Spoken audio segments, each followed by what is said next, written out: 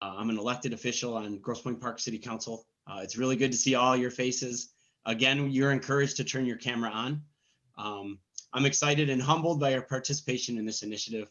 I want to emphasize that this is not my initiative. This is something for our community. Our city council supported this wholeheartedly, and it's for our community and for our neighboring communities. Your involvement will make our amazing city even stronger and more resident focused, allowing each voice to be equally heard.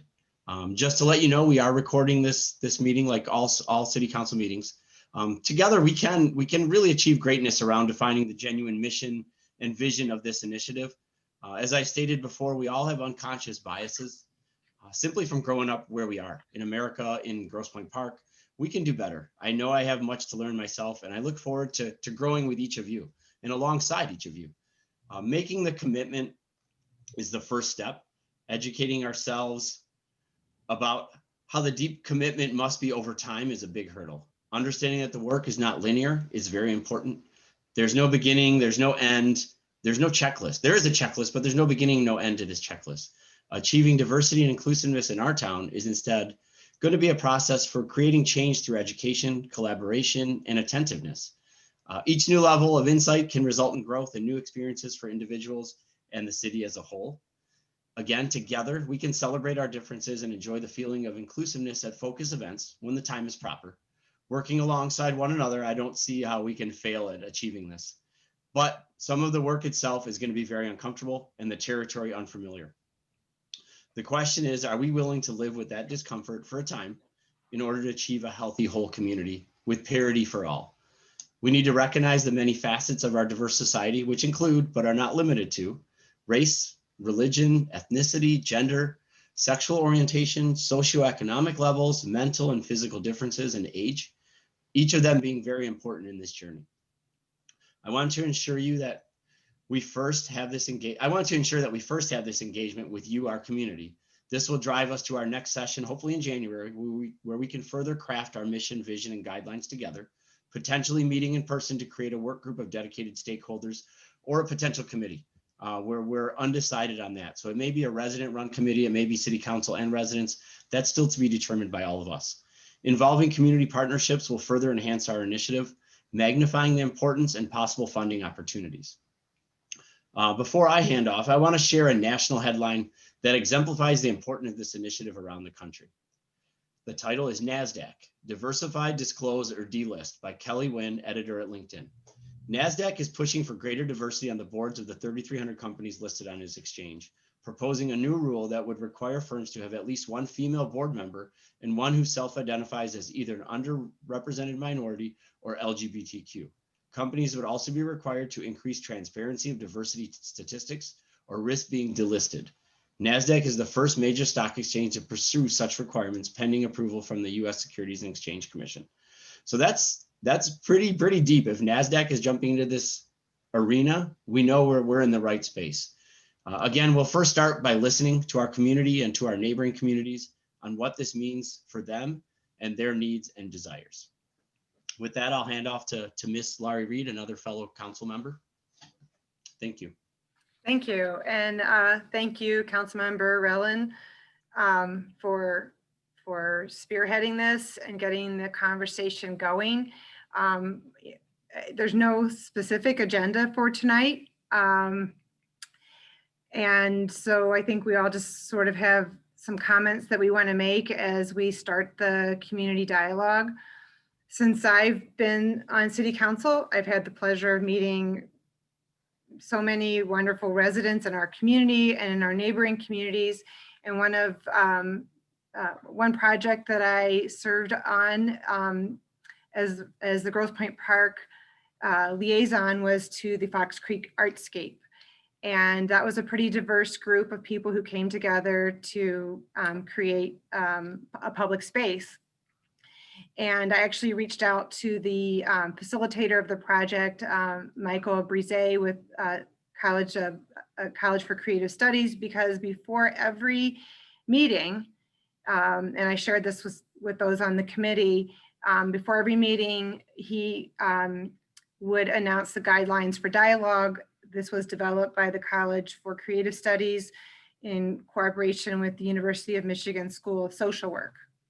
And so I just want to read that. It's sort of really all I have to say right now, because I think listening and hearing from our residents is the most important first step. So guidelines for dialogue. Our primary commitment is to learn from each other in an atmosphere of trust and safety. We will listen to each other and not talk at each other. We acknowledge differences in our backgrounds, skills, interests, and values. These differences increase our awareness and understanding through the process. Integrity. We want to create an atmosphere for open, honest exchange. Respect. We will not demean, devalue, or put down people for their experiences, lack of experience, or difference in interpretation of those experiences. Listen carefully. Think about your response after people have finished speaking, not before they've finished. Speak up your concern. If something is bothering you, please share it with the group. Challenge. Discuss the idea, not the individual who presents it. And with that, Councilmember Ellen, I'll let you continue the meeting. Just so everybody knows, this is Leah Smith.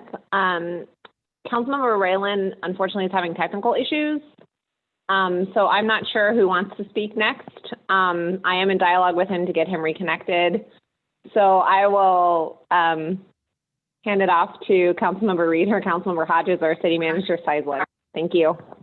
I think that was supposed to be next to Councilmember Hodges, so I'll hand off to her.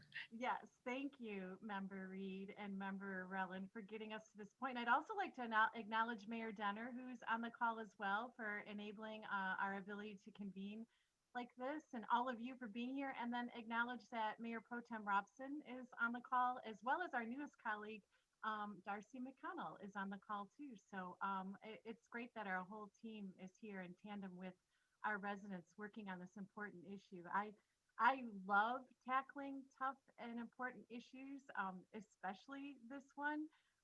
It's something I get to do every day with my work, which is very, very rewarding. And it's certainly near and dear to my heart. And I believe that all of us have it in us to do the right thing all the time. And I've never met a park resident who doesn't have the ability to get where they need to be.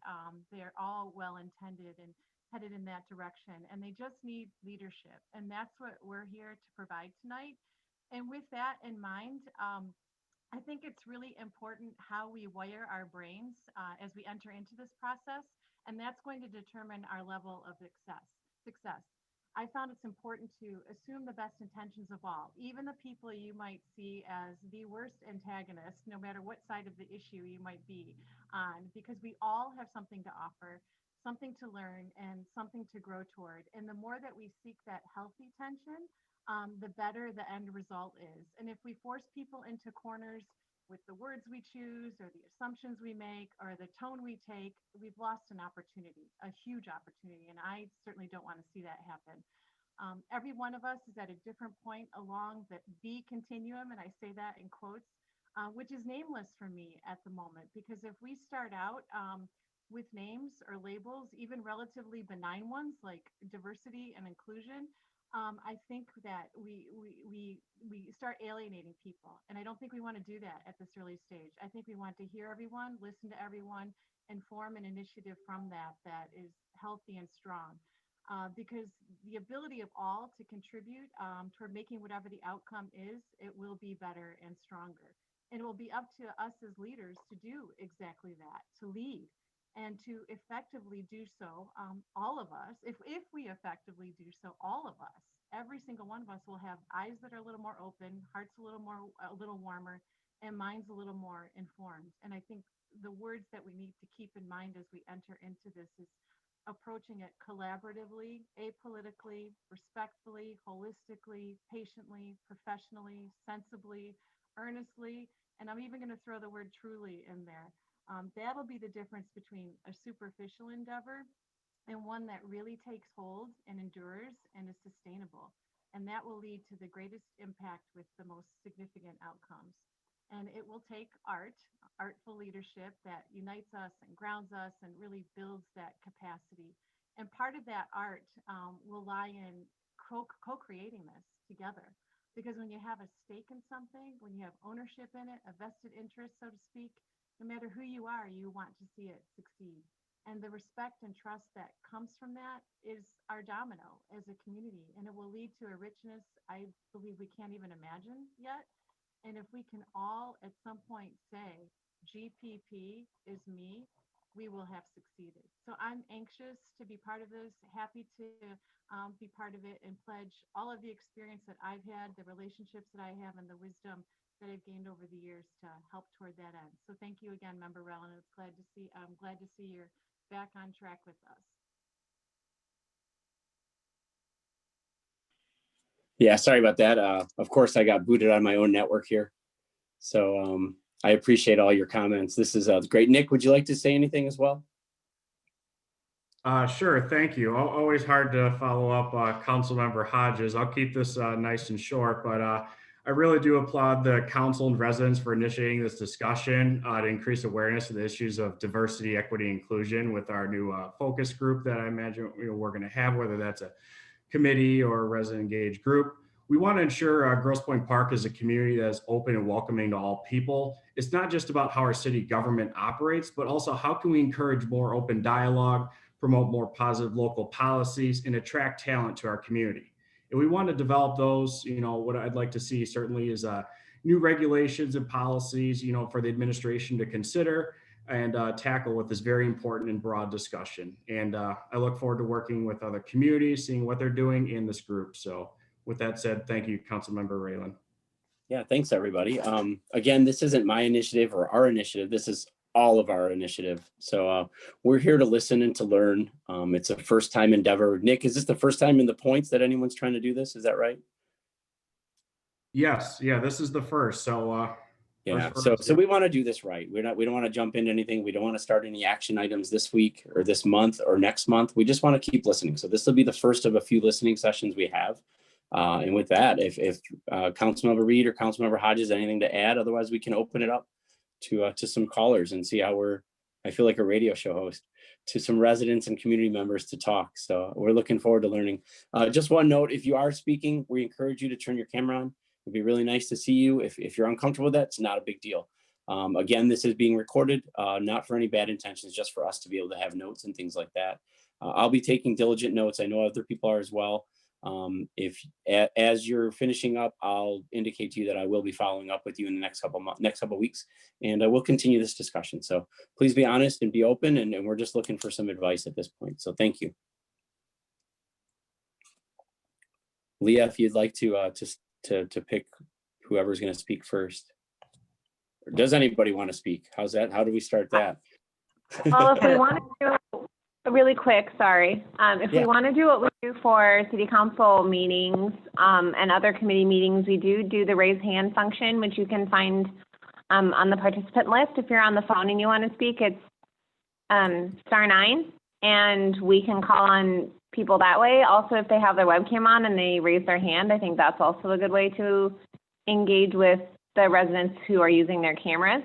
I just know for a fact that raise hand function, we build a queue list that way, and we kind of have an idea of who wants to talk and who's waiting to speak.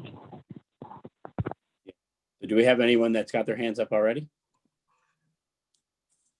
I know there's a few of you that mentioned you would. Councilmember McConnell's hand in her camera. Oh, that's perfect. Good evening, everyone. I just thought it might be useful to have folks introduce themselves and perhaps maybe just offer, a short comment about what you would hope to get out of it. That way we can know who's in the room and then at least maybe start a dialogue. Yeah, with the way Zoom operates, I don't think we'll be able to have a back and forth discussion productively. So I think as people want to say that this is an open discussion for us to learn. And I think I know there's some people that wanted to say some things and give their thoughts and give their advice, give their blessings and things like that. So I offer anyone to jump in and to raise their hand, and we can call on you to start the conversation off.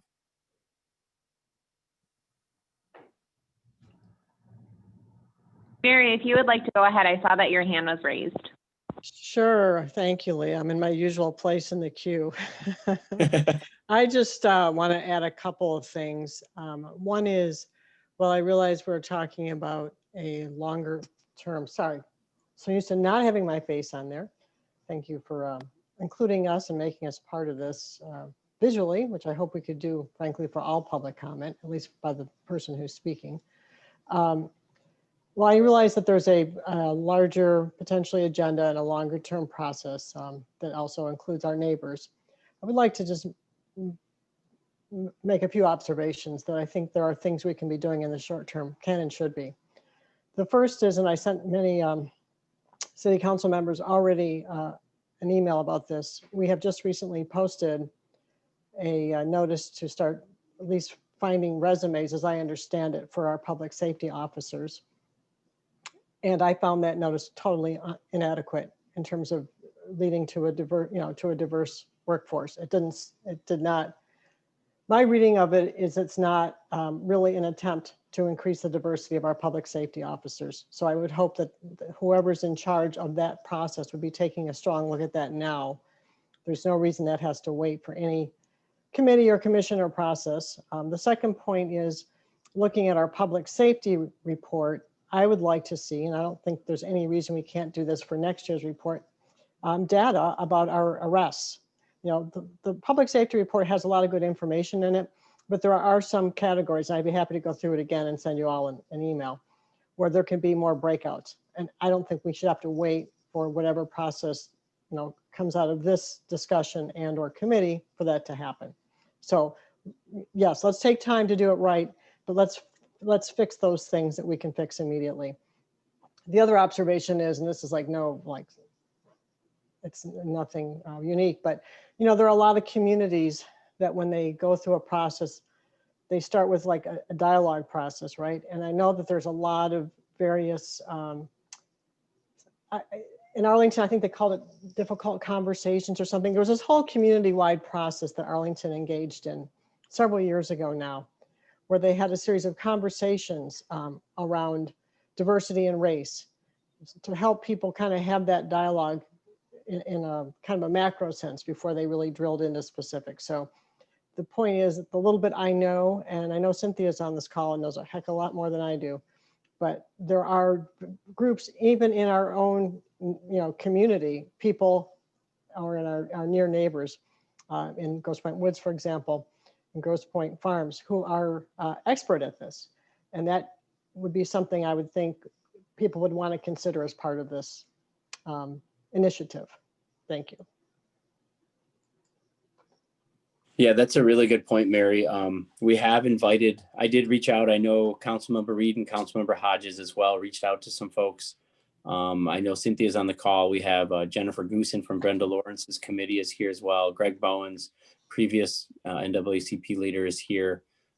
There's many residents in the community that we've reached out to that have had voices that we want to hear some more of here. So that's kind of what we're opening it up to, is to hear those voices as well. Right, but I'm talking about a more you mentioned deliberate process, yeah, and effort, a community conversation and listen, if you will. And all my point is that there are many groups that are doing it in different parts of the country, and some of that's been going on in the Grosse Pointe schools, I believe, although I'm not that dialed into the schools. So yeah, you're right. They have started these conversations at the schools as well, and I think that's a great point. I did write that down. Reach out to community leaders as well. So I'll follow up with you on that as well if you have more ideas on that. But that's a really, really well taken point. Hello.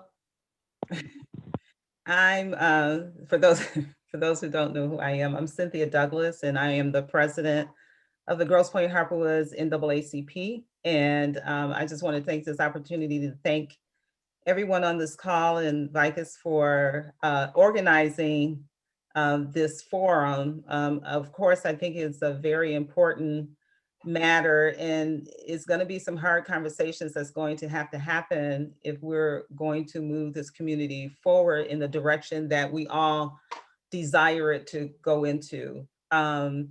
There's going to be some hard topics to talk about, and feelings might be hurt, or feelings might be, people might feel like they're being whatever it is that you're feeling, and it's okay. We're not here to attack anyone. We're here to just share what's going on within our community. It's going to have to start at the most difficult point, and that is going to be with people sharing their feelings and expressing some issues that they never thought they might be able to talk about. Like Mary said, you know, as president of the Grosse Pointe Harpers NAACP, we've started having these conversations around the time of the Breonna Taylor and the George Floyd issues, and their subsequent passing at the hands of police. We even had an issue here with Priscilla Slater in the Harper Woods area, and with the Black Lives Matter marches around our community, and those were very helpful. However, we can't lose focus on the bigger picture, which is the relationships between our communities. We are one, and we are in this together. And like I said, there's going to be some hard conversations, but we have to keep the conversations going. That is the only way that we can make these a difference. Also, as we're having these conversations, we have to put some action into it. We can't just continue to have these conversations. And like I said, we at the NAACP, we've been having these ongoing conversations since the summer. We had affinity groups that we hosted that touched on a number of issues. We had breakout sessions, and then we came back together to share those ideas of what we wanted to see happen within this community. We need to continue to have these conversations, but they have to be open. People have to be open to receive what is being said. And I know that sometimes that's hard to hear, but this is not a fixing forum. It is a coming together forum to talk about the real issues that we need to talk about to make this community what we want it to be. So we've been having these ongoing conversations. We've had marches, we've had talks, we've had everything, but we need to start putting these things into action. And the only way that we can do that is to start with opening up and getting those feelings out and not being expected to fix what has happened, but to move forward to make this community, like I said, what we want it to be. So I thank you for allowing me to be a part of this. I know that a lot of people have more things to say. There are some people that's on this call who have more experience than I do about a lot of issues, but I'm passionate about the issues that are facing us now. We need more diversity, and it's coming around. But we can't have diversity, and we can't have those things that we want if the community is not willing to embrace the cultural differences that exist among this community. So in order to support the diversity, in order to support bringing in individual leaders who don't always look like the normal, you have to develop a community that is willing to support those individuals who will be leading. It would be great if you had a Black chief of police within any of the communities. However, if you don't have a community that supports that cultural difference, their work would be for naught. You have to be able to embrace that difference. You have to be able to support those people that come in that don't look like the normal. And if you don't start there, and if you don't support that, and if we don't develop the culture to support that, this would be all for naught. So the talks are great, the marches are wonderful, but we need to move forward with action. We can continue the talks, we can continue the marches, but if nothing comes out of those things, this community will never move forward. So I appreciate the time. I appreciate you inviting me here. The NAACP is here. to offer whatever support that we can. But it's not going to be an easy road, and it's not going to be an easy fix. So thank you so much for that. And I'll turn it over to someone else. Thanks, Cynthia. That was it's really nice to see you again, and it's quite powerful to have you on here and to get your advice and your experience in this field. That's what we want. We want you to stay engaged. We're going to reach out to you guys consistently. You are going to be a part of this, whether or not you want to be. You'll be at the table. It's going to be a pretty big table, hopefully, with a lot of our residents involved as well. But that is true. We need to work on with and I think the community's ready. The people I talk to and know they're all ready to embrace this. Obviously, we're not here to tell them how to act around people, but we just want to help everyone understand that the differences aren't a bad thing. Differences are good. So I look forward to working with you moving forward. Absolutely. Yeah. I look forward to it. Yeah. Councilmember Hodges, Councilmember Reed, anything to add? Feel free to jump in at any time. If not, we can go to our next person who has their hand up. And that is Mr. Bowens. I apologize if I said your last name wrong. I know you're already unmuted, so if you would like to go ahead, please. Sure. Yeah, my name is Greg Bowens. I'm a resident in the park and sort of a super volunteer. And one of the things that Vikas, when you had sent me the information about this committee action thing that you were putting together, that one of the things that I thought about was that I hadn't seen something like this happen before, and I've been here for more than a decade, and seen a lot of changes, happen across the 5 Grosse Pointes. And I guess my singular hope is that there are a lot of social service agencies and community groups out there that allow for dialogue across neighbors and stuff like that.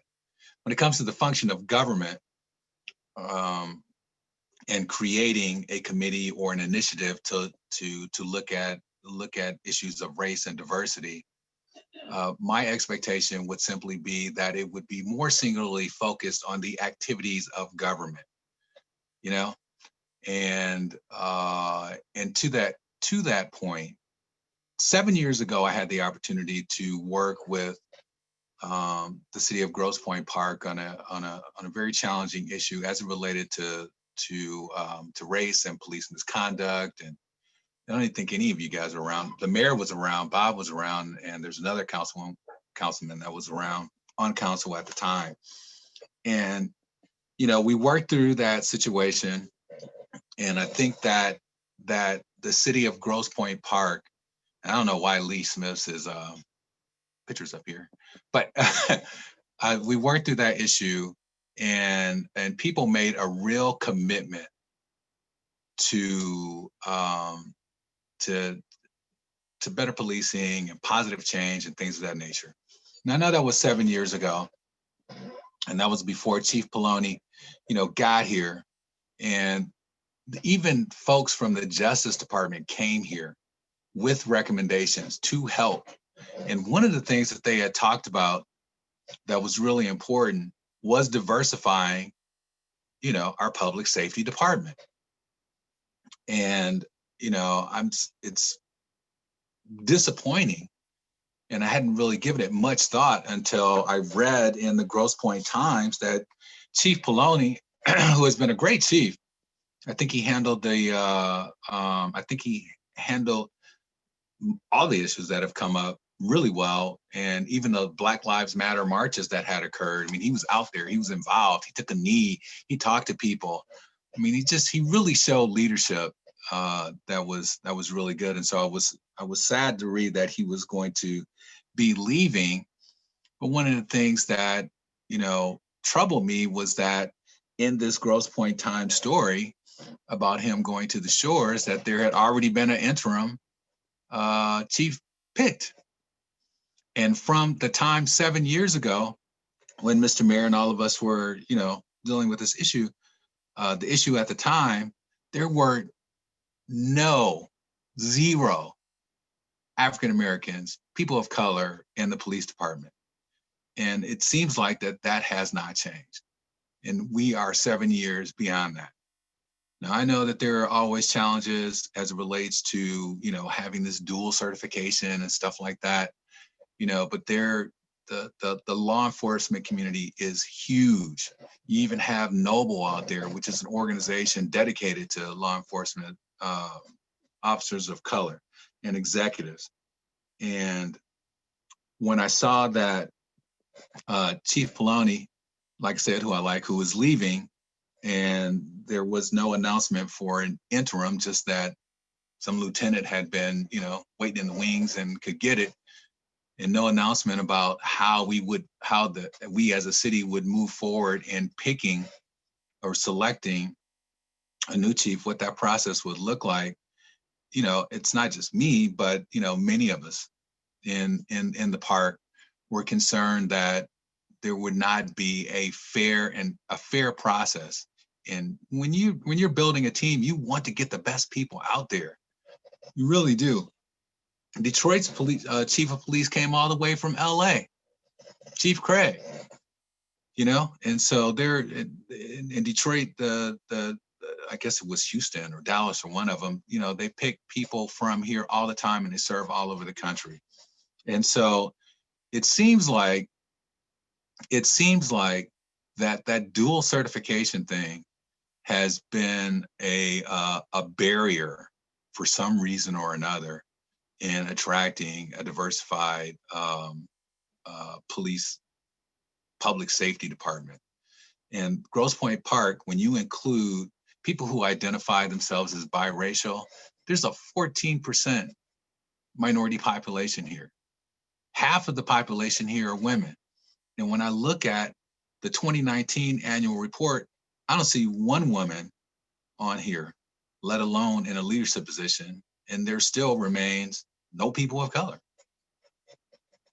So it would seem to me that that this opportunity that we have before us today, with the chief moving on and to do great things down in the shores, to get it right and cast a wide net and set up some interview processes that are going to attract a large qualified pool of everybody, because it's really important. Now, there were 5 Black Lives Matter marches across the Grosse Pointes.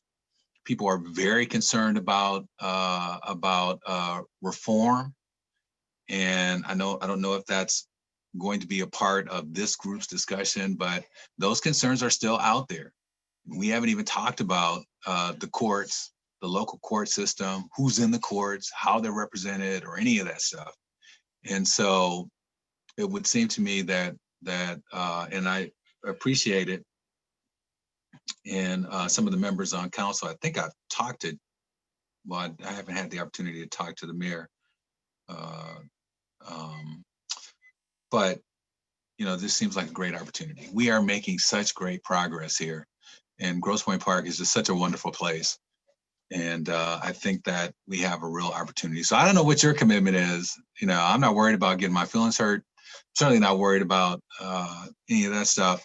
But I really don't think that I have a whole lot of time to just do a bunch of touchy-feely stuff. And so folks can get some things off their chest. There is some real work ahead of us. And I believe that as members of the city council, you have an obligation to conduct oversight on this process, on these departments. And, kind of expecting to see that. Nobody's saying that you have to micromanage Nick or anything like that. I'm sure Nick is a fine man and will do the best that he can to get this done. But this is an issue. It's an issue, and people are concerned. And if you're going to appoint, an interim without a search, and it's not like the chief died and you need somebody to take his place immediately, then to me I can name neighbors. I would have got them all on this call if I thought it was just an open forum. But that saying that we already got somebody to be interim without conducting a search, when the chief is giving you 90 days notice, that's not a good sign that this is going to be a fair process. Yeah, So, Craig. I think we need to make some changes. I mean, I think that we need to focus on that and build on the good. And I've seen some people of color working around here, up at the theater when it was open. That was new. I've seen some people working on the cruise. That was new, but you don't really see people in the front office here. And so, I don't know.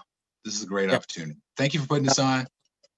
And that's sort of, Yeah, I appreciate thanks. I really, really appreciate your voice and your commitment to, as you said, a super volunteer. I think that's a great term for you. We have reached out to Nick about the process for hiring the new chief. He's working on that currently. I don't think he can give you an answer today, but I know we're in discussions on that to make it a very transparent and a very process that will promote diversity as well. The chief, myself, and Nick have talked as well about how do we promote this dual certification process when it really eliminates so many people out of the field and gives people that may not understand how to get to that certification.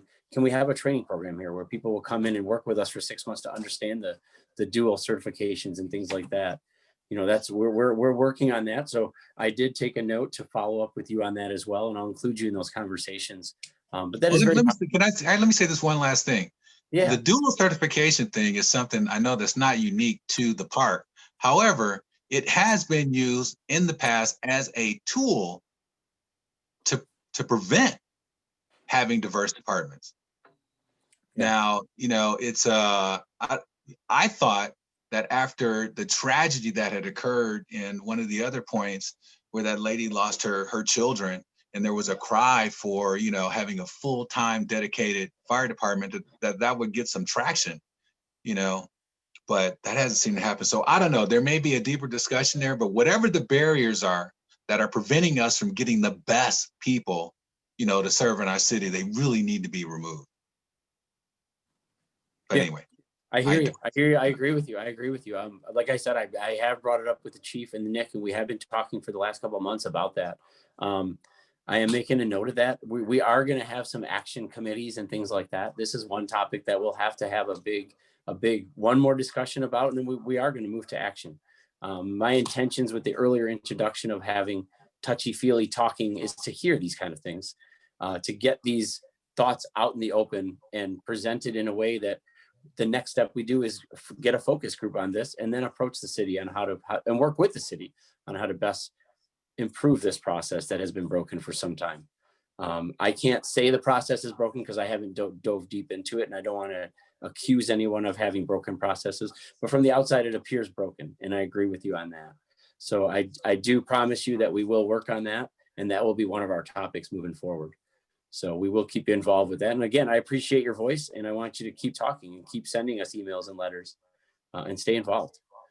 So thank you. I appreciate it. Lee, is there anyone next in line? Councilmember Raylan, can I please. Just one quick thing real quick? Of course. Greg, pleasure to hear from you.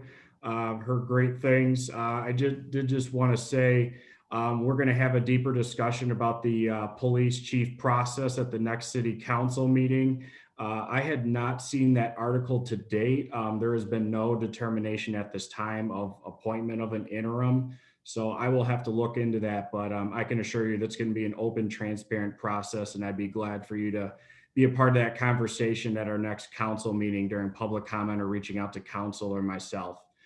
So just wanted to clarify that, but thank you. Sorry, yes, I'm here. Michelle Lindsay, you're next. I know you're already in muted. Hi, go ahead. Thanks, Leah. I know it's showing up as Alexandra. Apparently, I logged in under my daughter's school account tonight. I do want to say thank you to Vikas and to all of City Council and the mayor for opening up this dialogue. I just wanted to share one experience that I've had since moving to Grosse Pointe Park, which was about 10 years ago. And I want to say this was maybe 5 to 6 years ago when I was first on the PTO board at Trombley Elementary School, my friend, late Jatan Perkins, and we talked a lot about how to promote diversity in the school. And at that point, Jatan had wanted to start a diversity committee on our PTO. At the time, the PTO leadership would not recognize her, nor would they recognize this committee. So faithfully, every month, she would come to PTO meetings and present under new business and talk about projects she had been working on with teachers and with our principal. And then we were able to actually recognize the Trombley Diversity Committee. I believe it might have been first in the 2016-2017 school year. So there is certainly that unconscious bias that we experience here. But when Jatan took that committee, and Blanche Kaminsky was her co-chair that first year, and we introduced our international festival, which opened up just so many doors. And I think it opened up dialogue. It became this great community event, and it became a way for our kids and our teachers to really engage each other in discussions that they weren't having before. You know, my background, I've worked for the federal government. I have a master's in education and have been a social studies teacher back in Connecticut. And we did a lot of diversity training as well as programming for the high school kids at the high school that I worked at. So I think it's fantastic that we are taking this initial step and opening up the dialogue, because without that dialogue, we can't move beyond. We need to, I think we need to hear voices that have been silenced for a long time in this community. I think we need to recognize that this community is very different than it was 10 or 20 years ago in terms of our, you know, our diverse ethnic population. We need to take a look at how we're treating one another as neighbors, because I still don't feel that we're doing as good of a job as we could.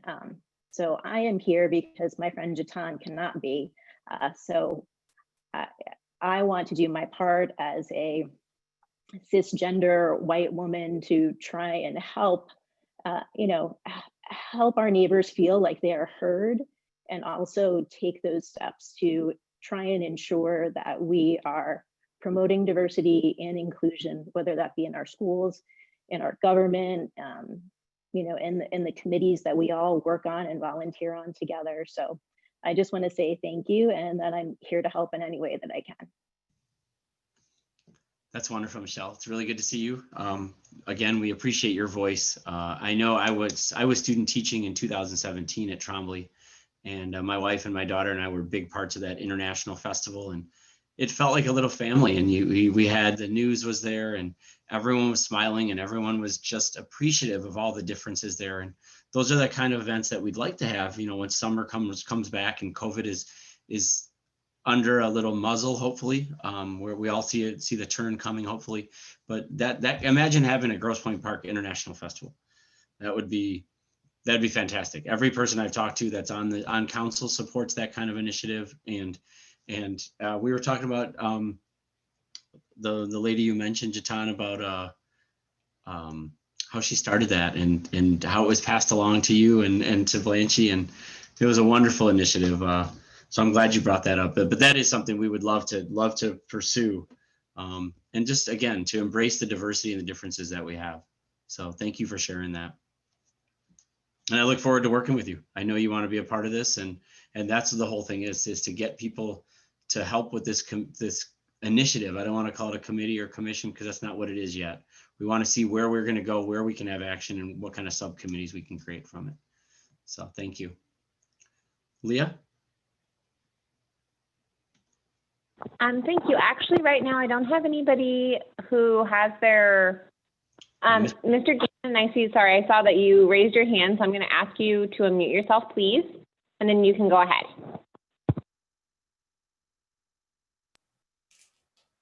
High-tech stuff. Good evening. I'm a 25-year resident of Grosse Pointe Park, and I wanted to say this is a commendable first effort for needs analysis. I've never seen a needs analysis for any project or any endeavor in the park. It's just somebody's idea or somebody's whim. The needs analysis, and part of this time I'm going to spend venting, is, for example, tearing down apartment buildings when we need residents and the residents supply income to the businesses. That made no sense to me.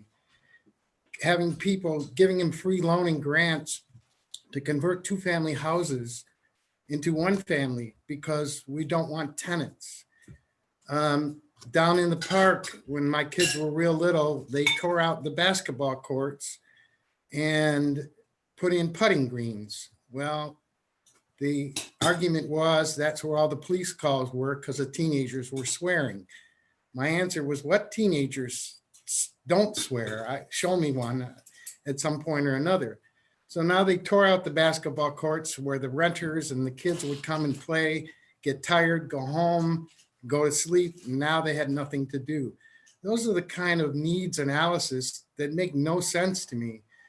Grosse Pointe has always been what I call an insulated cocoon. It's now changing. And I've always thought about the points as separate but equal.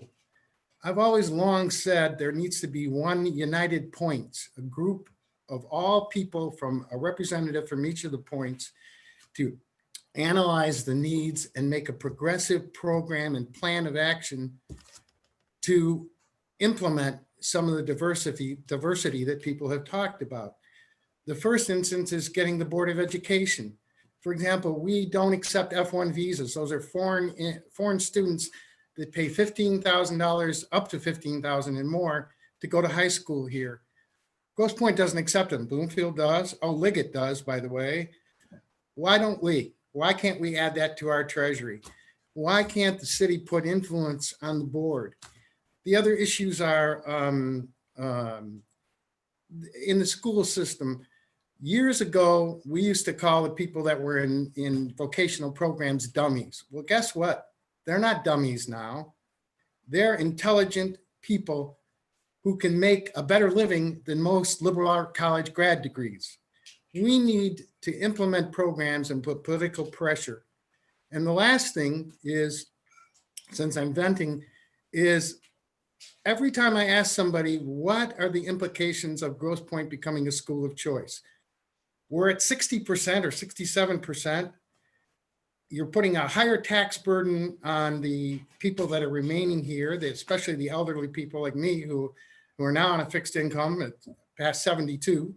And why not get new people to come in?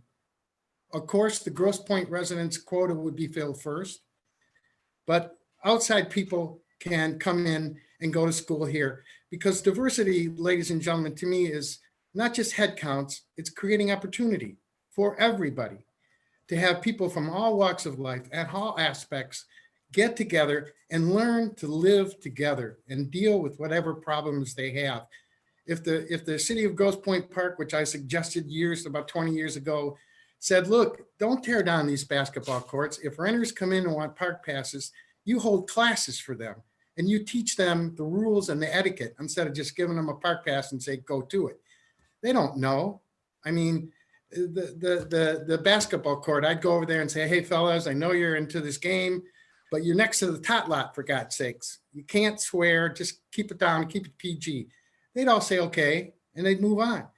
So it's a needs analysis that needs to be created, not just a whim, not just an idea.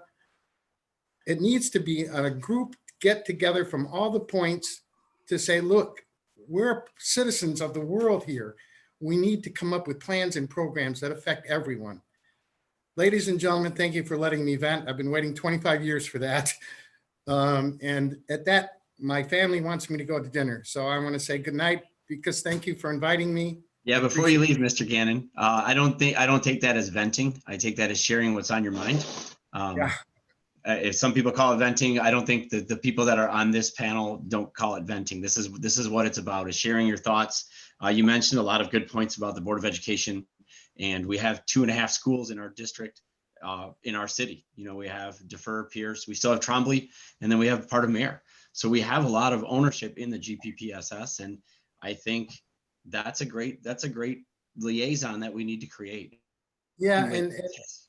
just to add, I was on the original Blue Ribbon Committee with the before the bond was passed. I was one of the lone voices, like some of you on the board are lone voices of dissent because of the way the needs analysis was performed, and it turned out it's seeming like that I was correct. But one of the things you got to consider is when you hire a professional company, what they'll do is they'll make your dream come true instead of independently analyzing it. And they can come up with a rationale for everything. And that's what happens. You don't want to rely on huge credentials. You want to rely on independent research. Yeah, I think that's the last no, point. that's great. Your needs analysis comment, as an educator, that's something we always do. We do a needs analysis before we put forth any education. Like, why are we doing this education? What gap is it filling? So for the city, that needs analysis is really going to be our master plan. So we're in the process of redoing our master plan, working with Mr. Seisler, the city manager. We're going to have some resident forums on that as well. We're going to have a community building event to say what's more important to go into these master plans as well.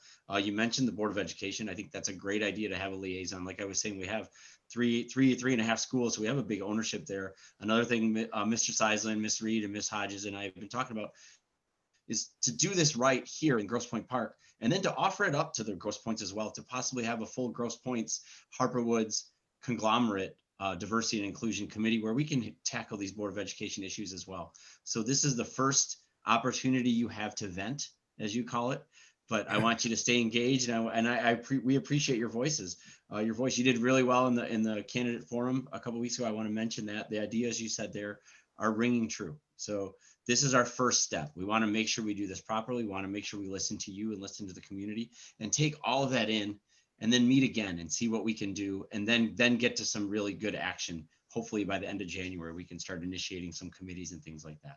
I think the biggest point that was made here was that, and excuse me for the dialogue, it's not really conducive to this, was what several comments like, this is the beginning of our needs analysis. We know now what the need is. What we need to do is come up with some concrete plans to execute. And one of the ways we've done that is to, I call it United Points, like in the United Nations, is get all the people together to work on a common goal. And that includes Board of Education, and to put political pressure on them. Yeah. I mean, that's the only way change is going to happen. I mean, no, that's true. That's part of the needs analysis method, is to bring all the parties to the table and then to have that discussion. So you have everything addressed and you're not missing anything. So I think that's a great point. I look forward to working with you to make that happen. And hopefully we can make some action items on that topic. So thank you. I hope you have a good dinner with your family. And we'll be in touch for sure. Anyone else want to follow up on that before we go to the next speaker? I just want to say salam alaikum to everyone. May the Namaste. Namaste. Have a good night, Mr. Gannon. Leah, who's next? Jennifer Goosen is next. So she's already unmuted herself. So Jennifer, if you would like to go ahead, please. Sure. Good evening. First of all, thank you so much for inviting me. I really appreciate it. This is, spectacular. This is what needs to be happening. And the Congresswoman was very happy to hear about this initiative, and grateful that you've invited us in to help where we can. I don't know if everybody knows, but Congresswoman Brenda Lawrence is the only Black member of U.S. Congress in our state. So I'm not going to try to tell her story for her because, she's spectacular at doing that. But I do want to emphasize something that Cynthia Douglas said. Grosse Pointe has been trying to deal with equity and inclusion issues for decades. I can give people an article about that from 1974 from the New York Times magazine, or New York Times paper, and it said, I think the title of it was Diversity Comes to the Exclusive Grosse Pointes. And it's uncanny when I was reading it. The language there is so similar to the language we're using in this conversation right now, I hate to say.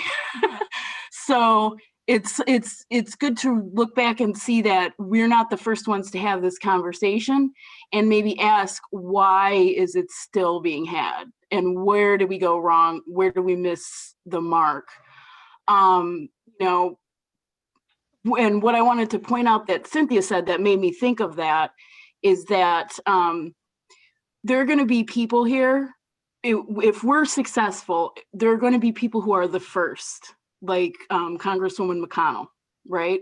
Or people who are part of the few who are participating. And they're going to be targeted in certain senses. To say that they're not is to deny that there's a problem. So I hope we wouldn't deny that. And it's going to be so important that if we as a community are going to write a check by saying, we care about equity and inclusion and we want to have people participating, then we need, the money in the bank to back that up.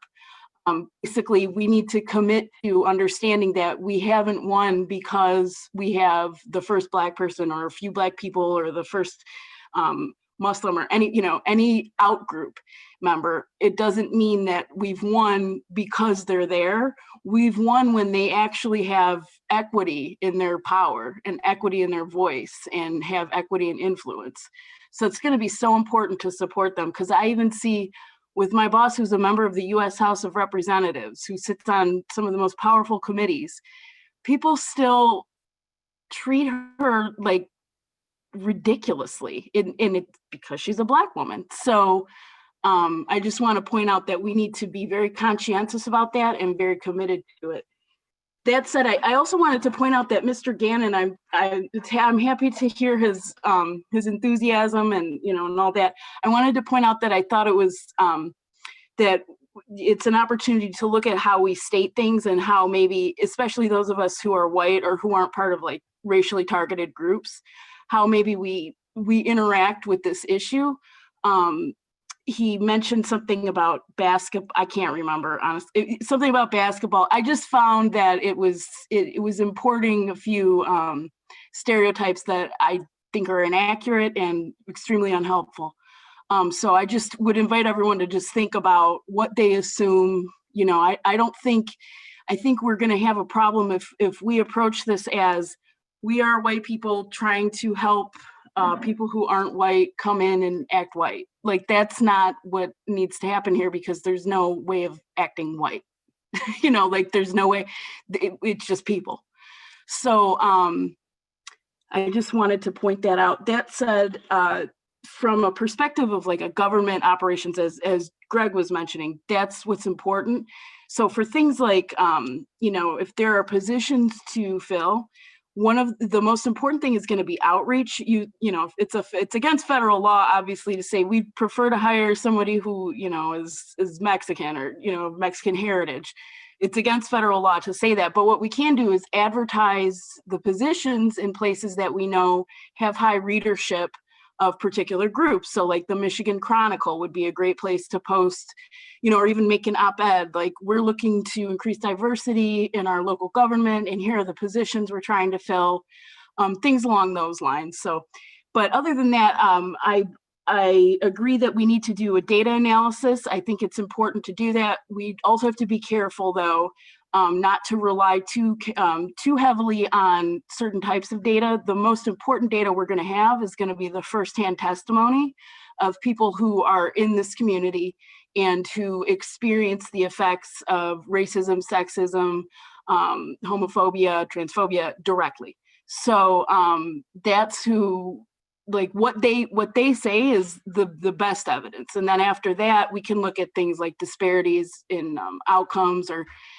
disparities in educational outcomes, gaps in representation in government positions, disparities in the criminal justice process, overrepresentation in arrests, convictions, traffic stops, things like that. So I would just encourage everybody to just be conscientious for those of us who are white, or those of us who, are male, or, used to somehow.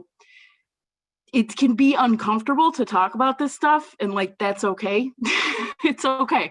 You don't know what to say. I don't want to step on people's feet or speak for them or make assumptions that could be harmful.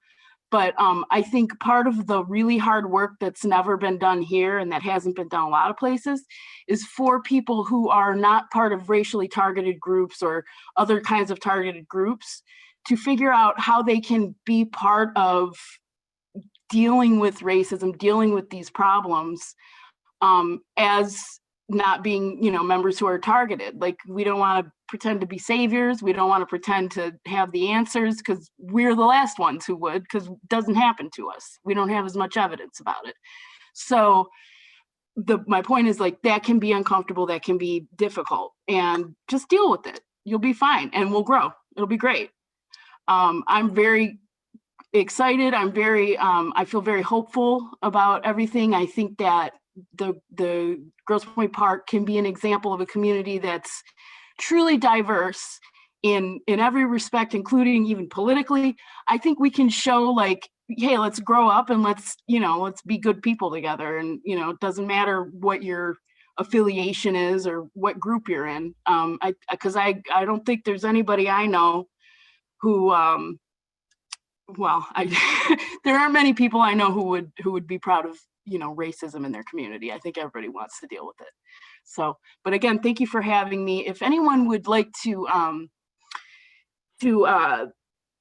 reach out to the Congresswoman or has any questions, I think I can put it in the chat. I'll put my email in the chat. I don't know if we have a chat, Jenny. Okay. What you could do is, if you want to introduce I don't think you introduced yourself. Oh my gosh, I'm so sorry. No, it's okay. I'm Jennifer Goosen. I am the District Education Specialist for Congresswoman Brenda Lawrence for Michigan's 14th Congressional District, which is, the congressional district within which Grosse Pointe Park falls. I'm also the liaison to all the Grosse Pointes and Harper Woods in the east side of Detroit. And I coordinate constituent services for people here. We help deal with anything on a federal level. And I take what you say back to the Congresswoman so that she can let it inform what she does when she's, on the Hill in the Capitol, when she's working, writing laws and things like that. I tell her our story, because that, she's representing us out there. Thank you. Thanks so much, Jenny. Please course. let the Congresswoman know that we appreciate her voice as well, and we look forward to working with her. We had a conversation earlier about education and things like that, and your expertise in that area. So I know you're going to be part of this big, I keep saying table, but you're going to be part of this group as well moving forward, and we really appreciate that. The one thing you were talking about, what Mr. Gannon mentioned about the basketball court. So the basketball court in Grosse Pointe Park was a contentious change of events here. I can't speak for what happened via council or Parks and Rec, but I can tell you that when I first moved here, we had our baby, we were hanging out at the splash pad. People were playing basketball over there. One of the kids yelled my name. I look over, it's one of the students I was going to Wayne State with. So I went over, played a game with them, came back. 5 minutes later, the police were there. I wasn't sure why. They were getting talked to. They got walked out of the park. Maybe they weren't residents or didn't have park passes. I'm not sure. 1 month later, the basketball court was gone. So there is a deep dive history that we needed to evaluate there to possibly bring back a basketball court somewhere. I know there's a lot of people that I play basketball on Sundays with 20 guys that really want to have a court for the summer that we can play outside.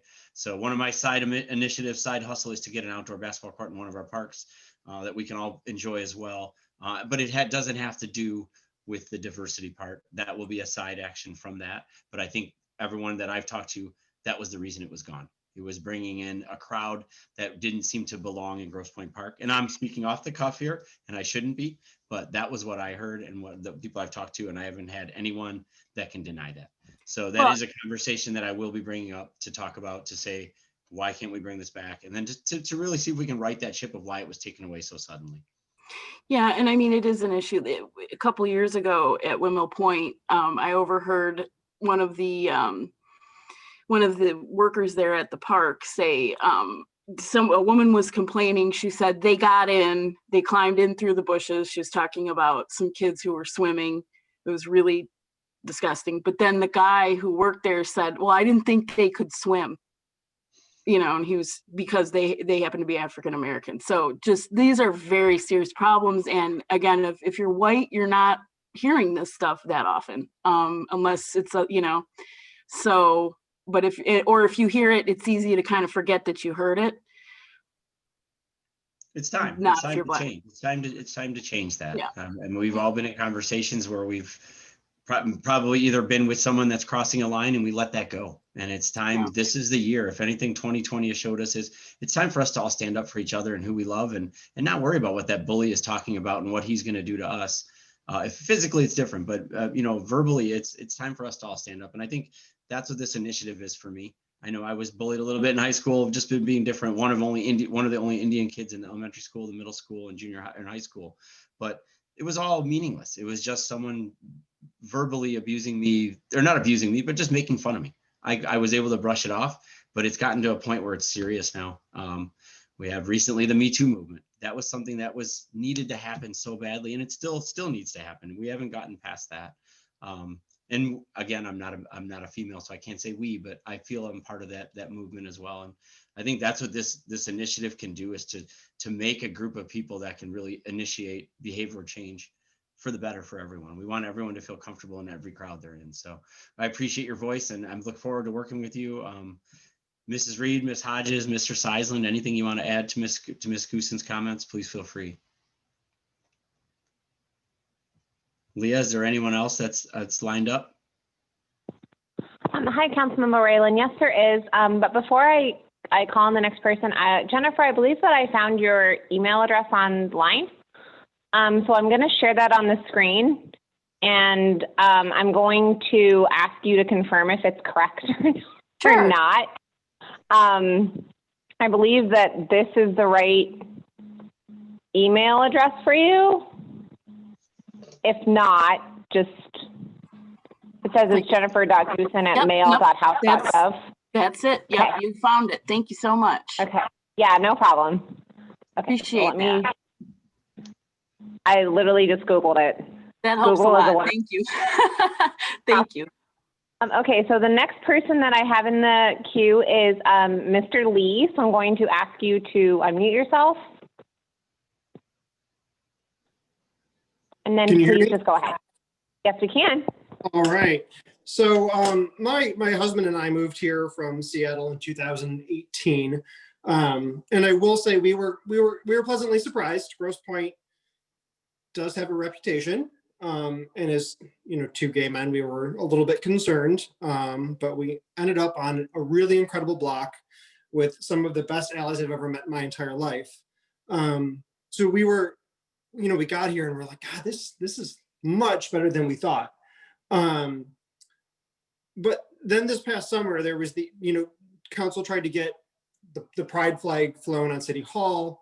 And it just turned into this big sort of nasty mess. At one point, someone on city leadership referred to it as a quagmire. The fact that language was used was really hurtful, and I would probably guess to this day they had no idea the implications of their statement. And that's coming from city leadership. One or two council meetings ago, another member of city leadership, I think, used the term sick and tired of hearing about Grosse Pointe Park needing more diversity, which brings up a few concerning things. One is that they're sick and tired of hearing the opinion of the people that voted them in. But then the fact that they think kind of this whole exercise is sickening and tiring. It's disheartening to hear that from city leadership. So I think on a micro level, Grosse Pointe Park is doing a really great job. I think in terms of outward appearances and a macro level, there is a lot of opportunity that the city has. I think there is a lot of forgetting the past. I think there is a lot of not wanting to recognize or right previous wrongs. And they'd rather just keep their head down and not talk about it instead of addressing the issues. That's all I got. Thanks, Lee. No problem. The they you are talking about is a lot different, right? We've had conversations as well, and I really appreciate your voice, as I'm saying to a lot of people that are stepping up and talking. Hey, Jason, how are you? in the background there. And can you move your scissors there, Lee? Thanks, man. So yeah, the they you're talking about, I want you to know that the they will always be there. They're the people you need to address now are our city council, our leadership. This committee is going to help. I don't know, change the wrongs. I can't say that. I don't want to say that because I wasn't here for them. I don't know what their intentions were, whether they're honorable or not. I'm not here to say that, but I am here to say that we are committed to making our city welcoming diversity. Two gay men living in our community. It shouldn't be a wow, you guys are here. That's great. That's not going to happen from us. We have the people that we have in our city. We know are respectful of all diversity. We don't have a problem with the majority of people here. And there hasn't been issues that I've been involved with that I can say that needs to change right away. It's something we've all heard and have had people that have shared their experiences with. And that's why we need your voices. We need to understand these experiences that you have, things you've heard, things you want to change. And that's how we can make action happen. So I look forward to working with you on some of these initiatives. Both of your voices are very important to us. Again, we have a team assembled and we had full support of the council. So whoever they was, hopefully they're not here anymore. And if they are, hopefully they can learn that maybe they were making mistakes and didn't know it because they were in the locker room and everyone was talking like that. But it's like, again, as I was saying to Jenny, it's 2020. It's time to make this change and we can do it with everyone together. So stay strong and stay involved and keep talking to us. Hopefully we can make it a better 2021 for everybody. Thank you. Anyone want to follow up on that? Any other hands up, Leah? Well, there's two hands up. The screen name is Emil. I think he may have wanted to comment on Mr. Lee's comment. So I'm going to ask you to mute yourself. And then Susan, I know that your hand is up. And then after Susan, it's John. So. Thank you. Okay, how we doing? Can you hear me? Yes, sir. Well, first of all, thanks for including me, Vikas. And I'm glad to be here. My name is Emil Carley. I grew up on Detroit's East Side. And I've been in the Grosse Pointe area about 6 years now. My work in Grosse Pointe is at the Lavin Center.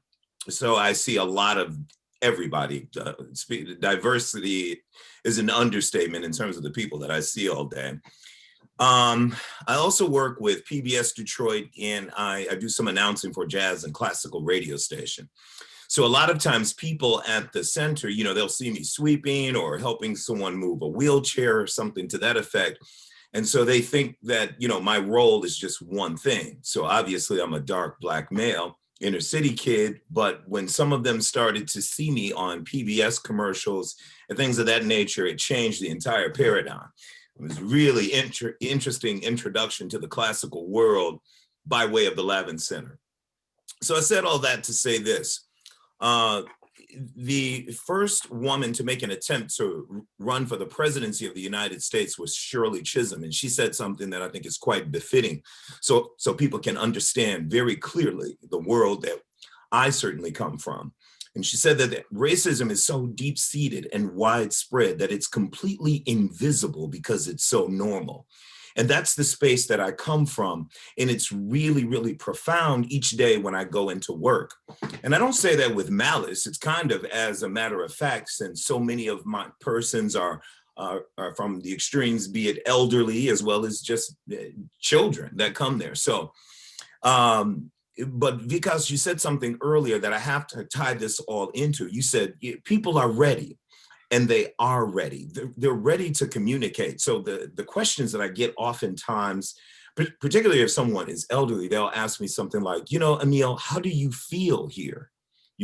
How does everyone treat you around here? And they love to pull me aside and ask me these sorts of questions.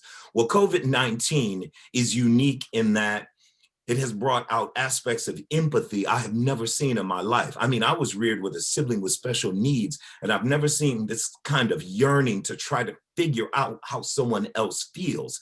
So I'm savoring that because I argue sometimes would some of these people had ever spoken to me had COVID not happened. People, they've lost their footing. So as it relates to racial understanding or the insensitivity to the post-traumatic stress that comes with looking like this worldwide, COVID-19 has opened up that door in a really beautiful and unique way. I have to say that, yes, there have been some traumatic situations I've had with police in Grosse Pointe, but there have also been some positive things as well. So I'm not just going to beat it all down and say it's, oh my God, woe is me, it's so terrible. It hasn't been my experience. I've had a little bit of it all.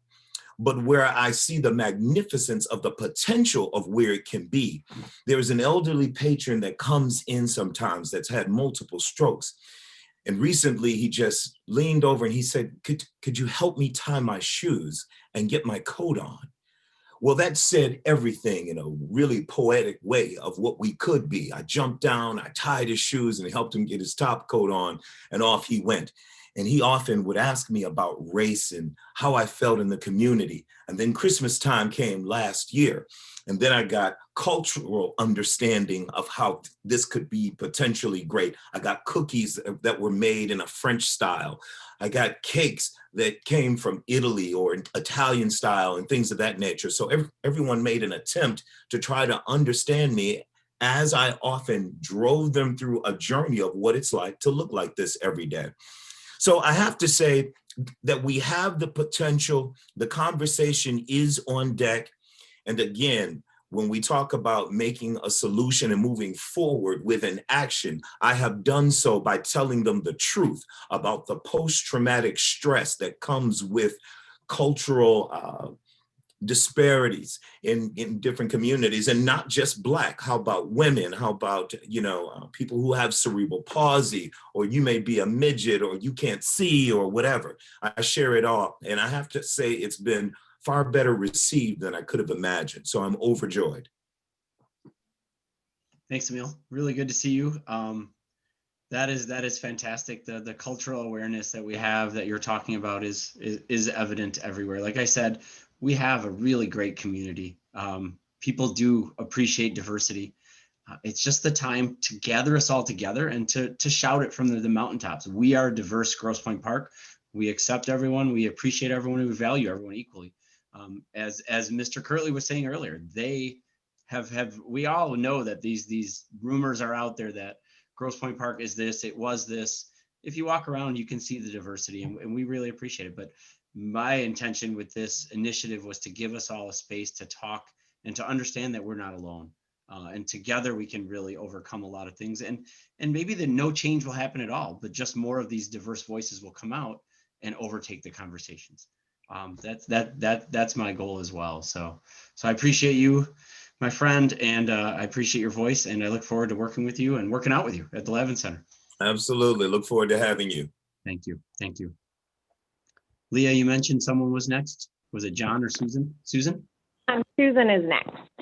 Hi, Susan. Thanks for joining. Hi, no problem.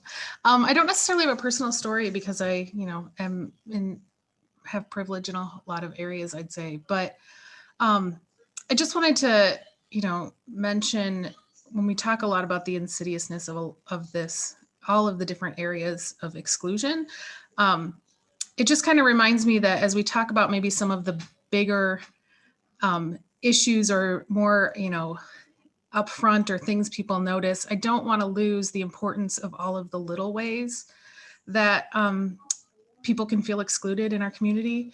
And it just made me sort of think about in terms of every level of city employee, from leadership to people at front desks to people who create forms, all of those things, how we can just make sure that people are always having that thought in mind of who might feel excluded by this small decision, whether it be, just having, 2 options for sex or gender on a form, or the types of programs that are offered, whether they're inclusive to people with disabilities, whether there's, easy sidewalk access, all of those things. I would love in our world, obviously, to get to a point where each person thinks of these things in every decision that they make. And if it's something that you didn't think of, because we all have things that we don't think of in the moment, that we really just get used to saying something like, wow, I hadn't thought of that, I'll do better in the future. Instead of, sometimes we all do that where we try to dig our heels into what decision we made instead of being open to realizing that it might not have been in the best interest of everyone in our community. So I guess that's something that I've just been thinking about. I'm obviously a squeaky wheel often. Nick knows that from my emails, and I'm happy to help in any way. But I really do think the biggest piece of change would be to have folks just think about this as they go and be really open to changing things. And, even as it's mentioned in terms of the police chief things, if there's decisions that can be sort of made in the moment, to have those things in mind. And I'll put myself back on mute because there's a child screaming in the background now. Thanks for the opportunity. Thanks, Susan. Tell the kids we said hello, and make sure you let them know what you're talking about today, because I know you keep them involved with your discussions. I think that's a really good educational way to the little ways that we can make changes and understand, as well as being adults about these things and owning up to it. Like,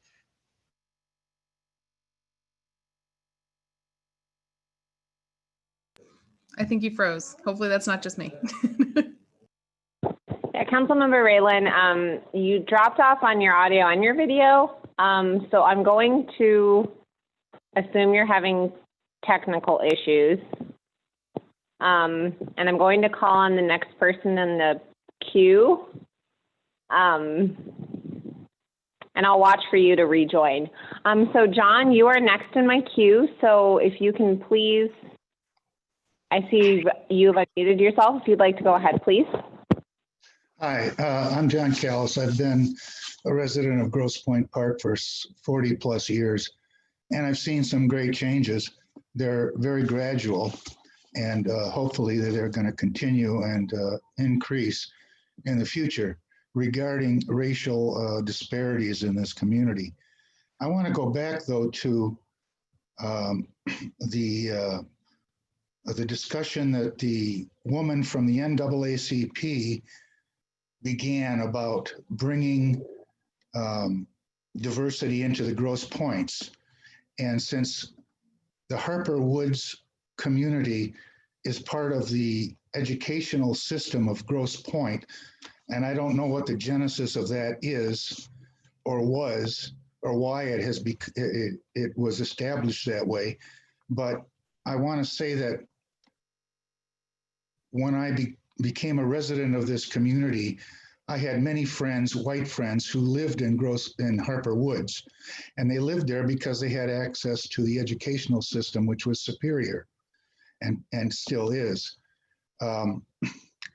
My concern is that, and it's not a concern about the fact that there's some 70+% Black people in Harper Woods now, which is quite different than it was 40 years ago. But it is the disparity between the people of who have affluence and the ability to own property in Grosse Pointe proper versus those who live in Harper Woods, where it's much more affordable to own property. And I can understand the aspirations of the people who move to Grosse Pointe, or rather Harper Woods, because they want better education for their kids in the Grosse Pointe system. I guess my concern is we're all looking at this movement in one direction, which is from a lower level of income to a higher level of income, a lower level of advantage to a higher level of advantage through education in Grosse Pointe. I don't think that that's the only direction that we should be looking.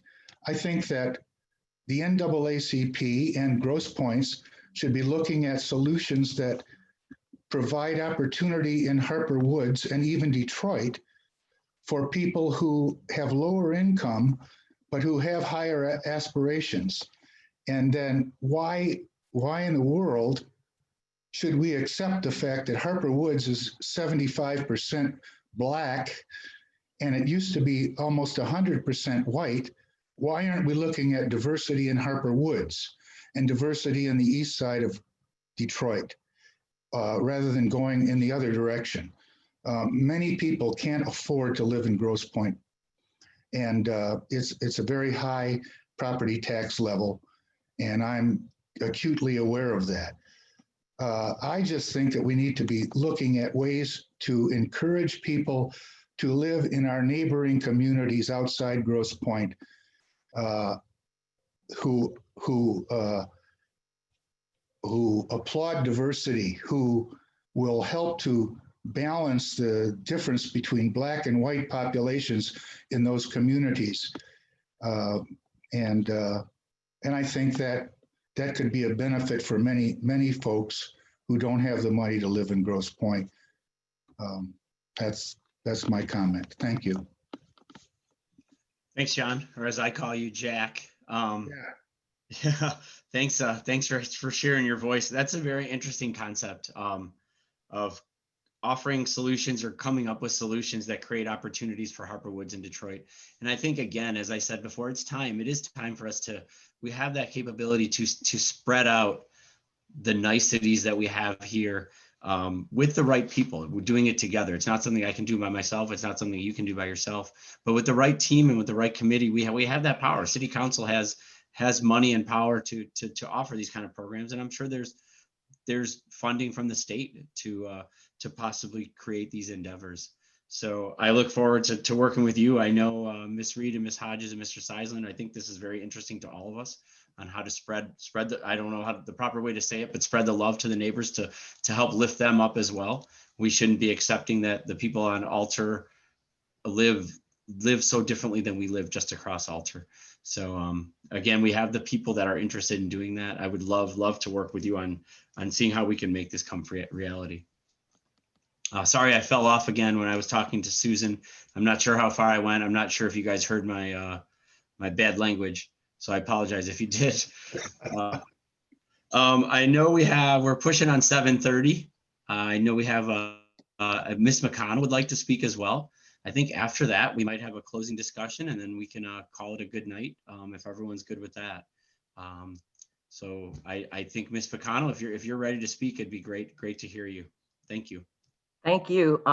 First of all, again, I want to applaud Councilmember Rowland for taking the initiative, as well as my colleagues who were involved in getting this dialogue started.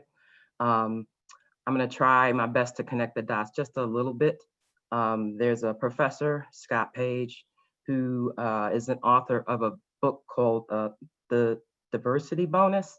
And what he does is really try to show the measurable, quantifiable economic value of having diversity, whether that's in the workplace or in the city or in the community. So it's not just sort of altruistic need, but there's also a bottom line benefit that can be had. So I think that we need to recognize that. So what does that mean? People preliminarily I've heard tonight, the barriers that exist to the literal physical barriers that exist to the city, right? So then if those barriers exist, are people going to come spend money in Grosse Pointe Park? Probably not. Barriers to understanding. So again, what's the incentive to engage in dialogue and trying to connect? The barriers to employment. Again, I go back to what I said about Professor Page and the value of having a diverse workforce and how that can impact. So I think to connect the dots to why it matters to the city and why it matters to government, I'm trying to bring those things together. So, and finally, I just think that just a personal note that we've so much lost the art of listening to understand, and it's made for such a divisive, what's the word? Or just it creates a lack of dialogue. And so part of this that I hear people saying is, can we at least do that? Can we at least listen to understand? And I think that does sort of live up to the credo of the park and what we try to say that we are about. So I just wanted to mention a few things that hopefully connect the dots a little bit, and then just say I'm glad that we're doing this. And I do think there are some real tangible things that can come out of this that relate to governance, but beyond that, that relate to building better relationships between our cities, our surrounding areas. Thank you. Thanks, Council Member McConnell. One of the things you mentioned was, to put it in my own words, is when we open our ears, we kind of open our hearts and our minds. And that's what this forum was to do, was to listen. Let's listen to everyone, see what we have to say. And this is just step one. looking forward to working with you. I'm really, really excited. I know everyone else is as well. Before we close, I understand Ms. Douglas wants to respond regarding some NAACP comments that were made. So Cynthia, are you still here? Yeah, I'm still here. Thank Yeah, you please go ahead. for that opportunity. I just wanted to address the gentleman, Mr. John Callis. Yeah, Callis.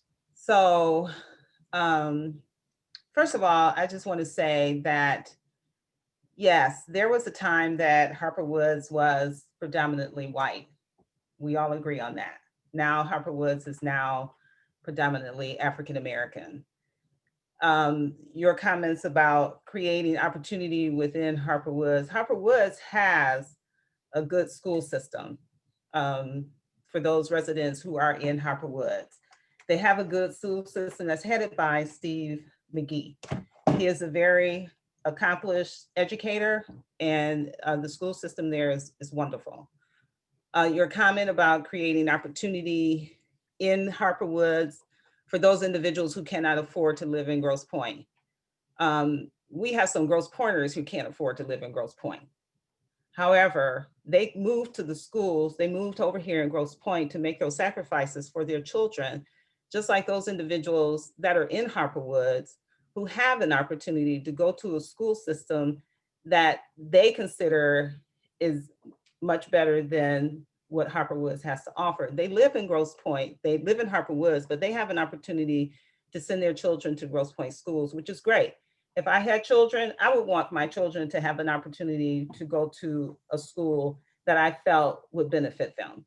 But to suggest that, you know, there's not opportunities within Detroit. Detroit has good schools, they have good teachers. As a matter of fact, there are a number of Grosse Pointe residents who teach in the Detroit schools. So opportunity exists. We should not have to say one is better than the other. Yes, Grosse Pointe has wonderful schools, and that's why people move here. That is one of the reasons why people move here, and that's why people are still knocking on Grosse Pointe to provide education for their children and to move into the points to have opportunity for their children. However, you know, to say that we need to develop better opportunities or we need to develop opportunities for those individuals in Harper Woods is kind of offensive to me, because that's saying keep them in their area and develop opportunities for them, which they already have. They have good opportunities over there, but they have an opportunity to have their children go to Grosse Pointe schools, and they can't afford to do that.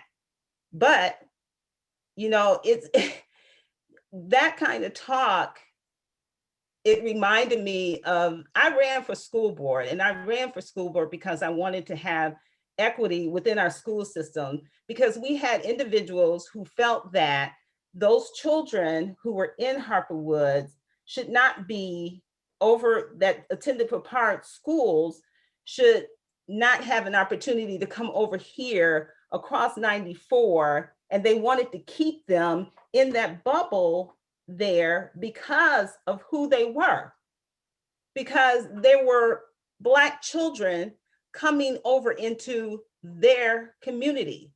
And those were the words that were used. We can't continue to have that divisiveness, not only in our school system, but within our community. These children had a right to be over here, as they call it, to attend the schools within the Grosse Pointe boundaries, because that school was located in Harper Woods. But there were individuals who still didn't want those children here, although they had a right to be in those schools. So to use language like, well, we need to develop opportunities for them, they have opportunities. Harper Woods schools are good schools, again, led by an African American who is very accomplished in his field. But yet, when they closed Papard, there were individuals who moved their children out of those schools because they did not want their children to come over here to be with their children. So those are the kinds of things that we need to pay attention to. Those are the kinds of things that we need to talk about.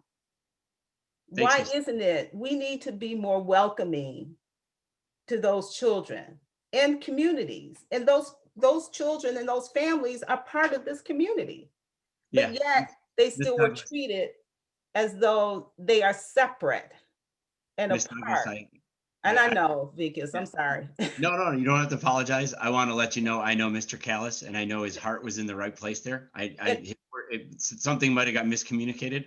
What Yeah. I'd like to do is connect both of you guys together with myself and talk about this. Okay, I would appreciate that, because Yeah. those words that were used I felt those words being used again as we were going through that whole process. And because you know what we went through with Parpard in that situation. So I would really like to have a very open conversation, about that. And I really appreciate that opportunity to share both views with Mr. Collis and you as well. So Yeah, thank you. I know Jack really well. He's one of Okay. the reasons I ran for city council. He's been an inspiration to me since I've been in Grosse Pointe Park. Okay. And I don't want you to get heated about that. No, I'm I was not, but I will I'm connect you. passionate. So Yeah, no, it is, and that's why we love you. Okay, thank you. But I do want to connect you guys, and I would love to have that relationship built, and we can both see both sides of that story. I appreciate that. Thank you so much for letting me have that moment. Okay. And I understand Mr. Callis probably wants to reply, but we're gonna do that on a sidebar, and then Okay. we'll report back on good. how we both grew, how we all three of us grew from that conversation to everyone here. So thank you very much. So with that, I think we're at a good spot to close session number one. I know we have everyone has our email addresses, Ms. Reed, Ms. Hodges, Ms. McConnell, Mr. Seisland, myself. Our emails are on the website. Please email us your thoughts if you weren't able to talk, or if something came to your mind in the meantime. That's what we want. We want you to discuss these ideas for now. We're going to come back with another meeting in January at some point. In the meantime, we'll have some framework built and some possible next steps. I don't want to commit to any actions at this point. Right now, we're just listening. And that's something we have to do. It's something we haven't done ever in this town. So I know there's immediate calls for action and things like that. I can't commit to that right now. This was our big step, was to engage with all of you and have a true resident engagement. I think we did that really well. We had over 30 people on the call for the entirety. I'm looking forward to talking with my council mates. And then, yes, Ms. Reed, I'll give you a chance to finish as well. I promise you that. Everyone can talk that's on the panel here.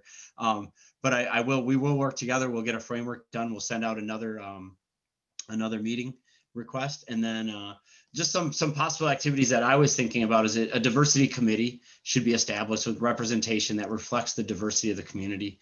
Diversity and inclusion should be a priority integrated into our master plan, into all areas. My camera this time. Whole house is just falling apart. So we want to have integrated that into the master plan. Mr. Seisland mentioned that we're going to have a community engagement for that master plan, as well as a council brainstorming with the planning commission. So those are really big steps to make our city even better. We need to have a phase 2 of establishing a framework. Substantive framework will help the community build and reinforce the commitment to the diversity initiative and respond to pressure from internal and external resources or sources of resistance. There's several key components to this, and I'll share it all as we progress through having this discussion internally with the group that's on here. So I have a long list of what should be included in there. We have expected outcomes. We need to have the concept of safety, which is a crucial component of the framework. Organizational leaders must create an environment in which all members of the organization feel they can participate and share their perspectives honestly without any reprisal. We need to have candor. Candor is essential in the assessment process, resulting in this plan for diversity to be accurate. We need a clearly articulated mission, philosophy, and vision statement. I think that's something that everyone in the community can help us craft. And then we need to define the terminology, diversity, inclusion, cultural competence. All these things are on my mind and flying around. But I'm going to digress for today. I'm going to hand it off to Ms. Reed if you'd like to say anything, and then we can just go down the list of council members and city manager at that point. Just to interrupt for 1 second, Councilmember Raylan, sorry, Councilmember Reed. I do have one other public comment. If you did want me to go ahead and admit that person or wait till after the council members are done, just wanted to let you know. They can go ahead. Okay, let me give me 1 second. Phone number 7890, if you could unmute yourself and please go ahead. Hi, my name is Cheryl Denman. I'm a Grosse Pointe Park resident, and I've been hearing from a lot of residents tonight. Are these residents speaking? I thought it was a community forum. So forgive me if it's difficult, but after reading and listening, I was actually able to get on and speak. But it sounds that many citizens are failing to understand exactly what we're talking about. I know the spreading the niceties, that seems like a great idea, and helping our neighbors. And I know John Jack House, myself as well, he's a neighbor. Mr. Rowland's a neighbor. And yeah, I think that's great. Now, we talked about the borders, opening up the borders and opening up the parks. You know, we have a unfunded post-employment benefit issue that's rising with benefits and retirees. And I think we need to care for the aging. I know we talked a little bit about age. We need to talk about diversity of thought. But I think one thing we could do, even though the budget concerns many residents, we said there may be a city council budget. I think I heard Councilman Rowland talk about that, or funding for some of these niceties and spreading those out to our neighbors. With the concern for post-employment benefits, that's a concern. So one free thing we could do, I know you've talked about it before, Mr. Rowland, is opening the parks and opening the borders and making it easier for our neighbors to enjoy Windmill Point and enjoy the Lavin Center. And we have diversity at the Lavin Center. So could you talk a little bit more about that? Yeah, I've never said that, Ms. Denman. I've never said opening the parks, or I said I would listen to it. I've never mentioned that ever come out of my mouth. I think it's an interesting concept. Is it something I'm supporting? I need to understand more about what that involves. But I've never said opening the parks up. I'm not sure where you heard that. Obviously, you didn't hear it from me. And opening the barriers is something we have been talking about. That's something City Council will be talking about next month as well. But again, that's not up to me. I'm not here to change what happens in the city. I'm here to push forward the thoughts and ideas that are brought to council, and as well as discussing with the other leadership that have been elected to do so, to discuss the best routes for what we're going to be doing. Our master plan is going to be readdressed in the next couple of months. Maybe it's seen in that master plan that those barriers do need to be opened up. That doesn't mean we're going to be opening up the roads to traffic. Maybe it's a small park that we put there, or benches, or a small garden, or a water pond. There's many other ways that we can go about removing those barriers and making them more of a community asset. So thank you. I appreciate it. Ms. Reed, are you ready? Thank you. I'm going to be very brief. First of all, I want to thank you, Councilmember Rowland, for getting this going, getting this conversation going, and for moderating the discussion and for keeping it positive and respectful. I thank you for that. Our community thanks you for that. I think above anything, civility is a lost art, and we need to bring that back. And I felt that this was a civil conversation, so thank you. My objective was to listen, and I heard my fellow residents, and I appreciate all your commentary. We have a lot to distill, and I think there are two or maybe even three areas. One is, and several of you spoke to, the governmental function. So that's one area. Then there's the community engagement part that's separate from government. What kind of a community are we creating? And then there's the economic piece, which Councilmember McConnell touched on, the economics of place. When you create a place that people want to come to, move to, and give their business to, their dollars come with them. So I think we have a lot to distill. I think this was a good opening conversation, and I look forward to continuing it. Thanks. Thank you. Ms. Hodges, would you like to add anything here? Thank you, Member Rowland. Yeah. Great job tonight. And I'm glad we are leveraging this moment, because I agree. I do think people are ready. This is a moment and some momentum that we need to continue that's been occurring over the last 12 months. And the art will be in doing it the right way. So I'm committed to helping unravel that and getting to the solution, and believing very much in action and managing for the outcomes we want. So we need to stay on top of the short-term opportunities as long as the long-term big picture type opportunities. So I look forward to staying on top of that. And I also just personally see this as my own personal salve for the pain I feel, as a member of humanity and wanting a better future for us all. I know I grew up with racist in my life and was definitely impacted and always felt different, different in quotes, and like I never really fit in my family because it never felt right, even though I didn't know that it was racism until later. And in fact, was reminded of an example last night while I was putting the ornaments on my Christmas tree. I had an aunt who thought it was funny to hide Black ornaments on my tree to where I wouldn't find them until the party was over. And she did it in it was intended to be a very disrespectful, disdainful thing. And it always hurt me to the core. And she's no longer in my life for obvious reasons. But and what she'd probably be really unhappy to learn is those are some of my most prized possessions now. I've told my family, if the house is burning, you better grab those ornaments. And they have higher standing on my tree than the pictures of my own children do. And they're okay with that. So sorry for getting off on that tangent, but this is a great way to heal from those kinds of things by being action oriented and looking to the future and using the past to really define that path forward so we can grow and unite and become a really strong community because of it. So thank you for the opportunity to be part of this.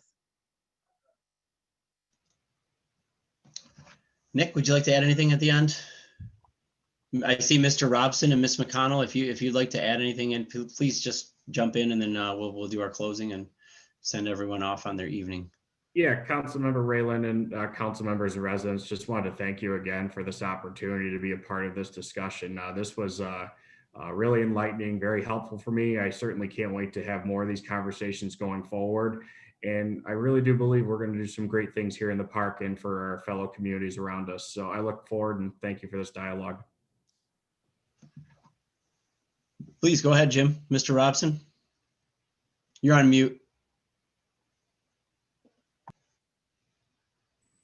There you go. Good now, Jim. Yeah. I just want to thank the panel for hosting this. I think it was a wonderful evening. A lot of great listening going on. I listened very carefully. Councilmember McConnell, tomorrow I'm going to buy that book you suggested. I think it's a great idea. So this is a good start. It's a great conversation, and I look forward to more. Thank you very much. Thank you. So with that, I think I like Mr. Robson said, we did start off with a bang. It's the first time we've had a real true resident engagement with any of our initiatives, I think, as long as I've been here. So that I'm in a new space as well. Many of you mentioned that we're going to be growing and learning together. And that's what the whole point is. I'm very selfish about this. I want to learn and grow and be the best husband I can be the best son I can be the best father I can be the best council member I can be. But there's a long way to go. We all have a lot to learn, and I'm glad we're all on that same page. One thing we didn't talk about was aging in place. That is on our agenda to address. We got some emails about that as well in council, and my wife, being an architect, has mentioned this numerous times. So that's going to be on the forefront for next time. I'll see if we can get some people to talk about that. Again, I look forward to working with all of you. I want to wish you a good night. I want to say namaste. I know there's a lot of holidays in December, so happy holidays to everyone. As we said, when we open our ears, we open our hearts and minds. It's a good mantra for this initiative. Thanks, everyone. Have a great night.